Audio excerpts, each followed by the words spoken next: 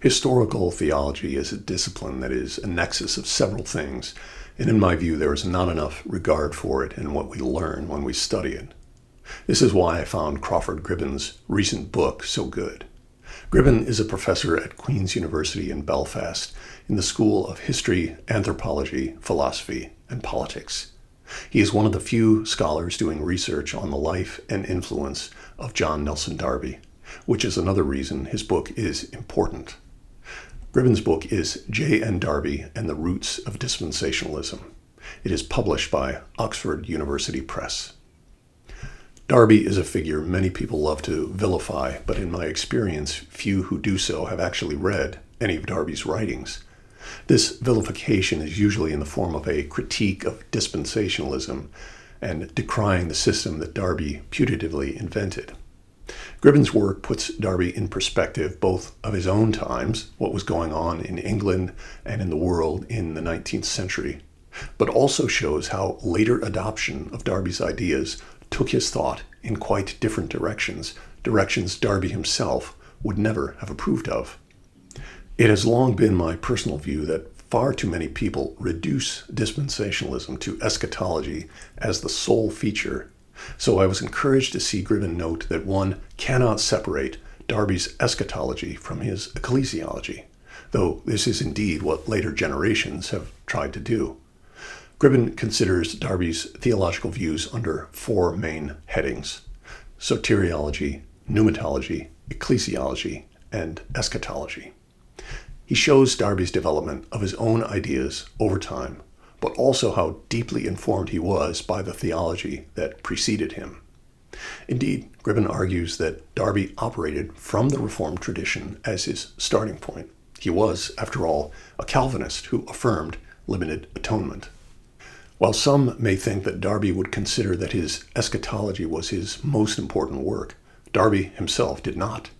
Rather, he considered his elucidation of soteriology to be his enduring legacy. One of the key aspects of this was his opposition to the active-passive obedience of Christ and the idea that Christ's vicarious law-keeping, his active obedience, forms the basis of the believer's righteousness.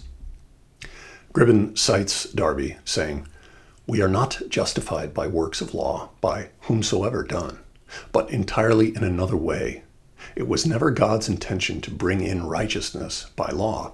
If righteousness comes by law, Christ is dead in vain." He quoted from Galatians 2:21. Christians have been rescued from the law. Christ took its curse so as to maintain all its authority in the highest way, but not to put Jews back and Gentiles for the first time under it, but having risen, after having died, as bearing the curse, to introduce both into a wholly new place, founded on the power of divine life in resurrection. What Darby was opposing here, according to Gribben, was the confessional revisions to the Reformation promoted by English Puritans and their descendants. He was closer to Calvin than the Puritans in this. The next major doctrine, ecclesiology, is another where later believers have cherry-picked from Darby, but ignored much of his thought here. Some may be surprised by how very welcoming Darby and his contemporaries were to those of other theological traditions. Gribben writes, "Brethren eluded denominational categories by refusing to take sides in long-standing Protestant debates. For all that their leaders shared a common doctrine of salvation, early brethren claimed to gather on the basis of shared spiritual life rather than on the basis of extensive theological agreement." But, of course, theological controversy inevitably came, and when it did, there was separation and excommunication, disfellowshipping of entire congregations due to a perceived shared guilt. Darby lamented this, but one can say it did not surprise him. His view of the church as a testimony for God in the world was pessimistic. As Gribben notes, one feature of his theology was the catastrophic element.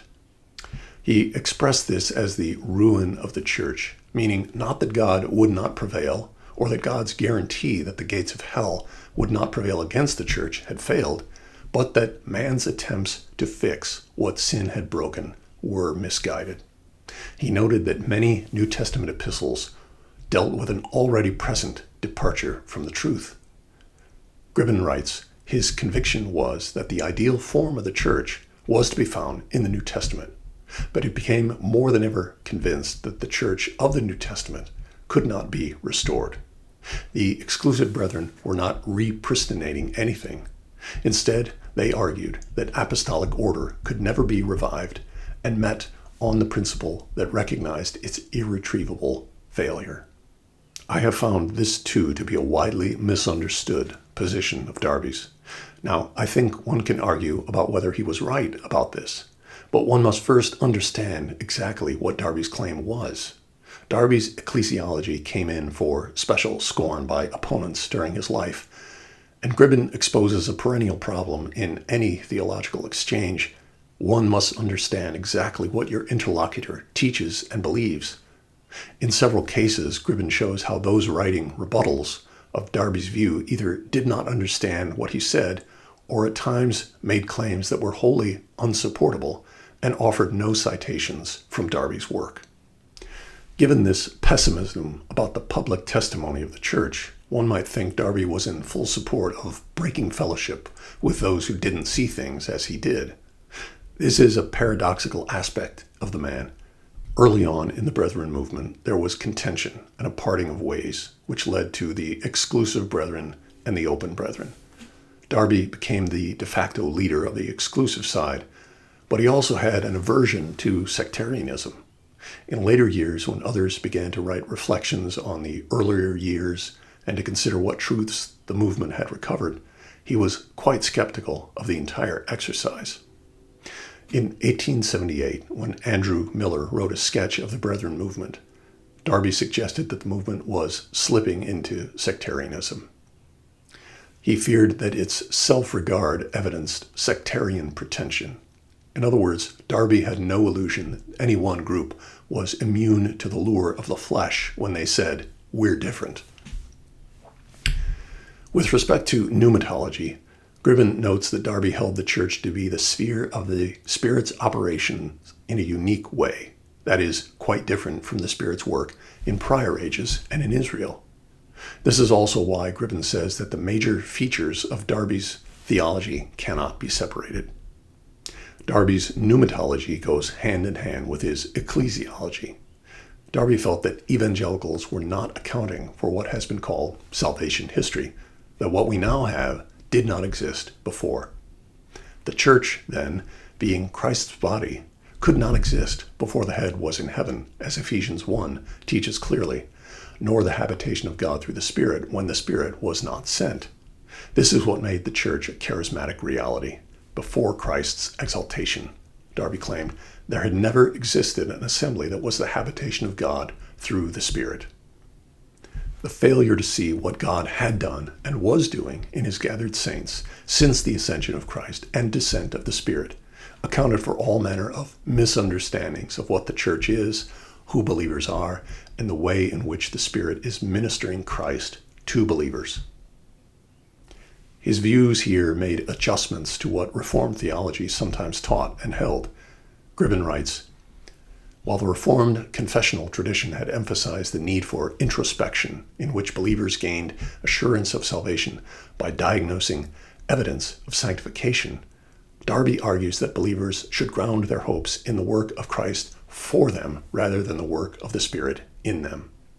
He argued that the objective reality of redemption, rather than subjective evidence of regeneration and sanctification, should be the ground of rest.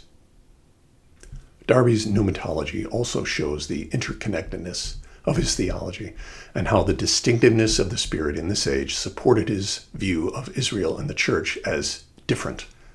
Gribben writes, citing Darby, if Pentecost be merely gifts, then the cessation of these gifts would leave believers in the same place as the Old Testament saints. The evangelical view of Pentecost reduced Christians to the old patriarchal or Jehovah condition. For Darby, this was an unacceptable conclusion. The evangelical view of Pentecost represented the denial of Christianity. I do not say of Christ, but it is the denial of Christianity. It was the denial of what made the church distinct, what made Christianity an entirely new thing in the history of redemption. Darby's dispensational claim was that the church was distinct from Israel, and it was the presence of the Spirit in the church that made that distinction. Finally, in his Eschatology, we meet with that area of theology where Darby's views have been co-opted and reworked to a greater degree than any others, and in ways he would not have approved of. Gribbin notes that in Darby's day there was, in fact, a variety of eschatological views. This circumstance, in combination with the fact that Darby's eschatology was a later development than other aspects of his theology, meant that it attracted relatively little attention during his lifetime. He had a twofold criticism of how believers were dealing with prophecy. While he opined on what would happen in the future in terms of political developments, Darby was less interested in tracing the political dynamics of the end times than in waiting for the return of Jesus Christ. He critiqued those who were too obsessed with looking at events, and when a fissure in the movement occurred early on, he was critical of those who followed Benjamin Newton for this emphasis on signs. Gribbin writes, Darby argued that while those who followed his teaching were waiting for Jesus, those who attended to Newton's teaching were searching for prophetic signs. Those who oppose spiritual progress seek, at bottom, in some shape or other, to build up Newton's system, i.e. events, signs, anything but the Lord himself. Gribbin includes a thorough tracing of how Darby's eschatology was seized and redefined to bear little resemblance to Darby's own views. This includes things like the venerable Scofield Reference Bible. Evangelicalism as a whole has been profoundly influenced by these views, often with little or no understanding of their origin. Gribbin also points out it is unfair to blame Darby for something like left behind theology. His views were so much deeper and interconnected with other areas that it is irresponsible to do so. Gribbin has done a great service to evangelical scholarship in giving us this book, and I would hope that readers would be encouraged to actually read the primary sources, that is, Darby's own writings. The prose is often turgid and difficult, but a more Christ-centered theologian one is hard-pressed to find. Thanks for listening.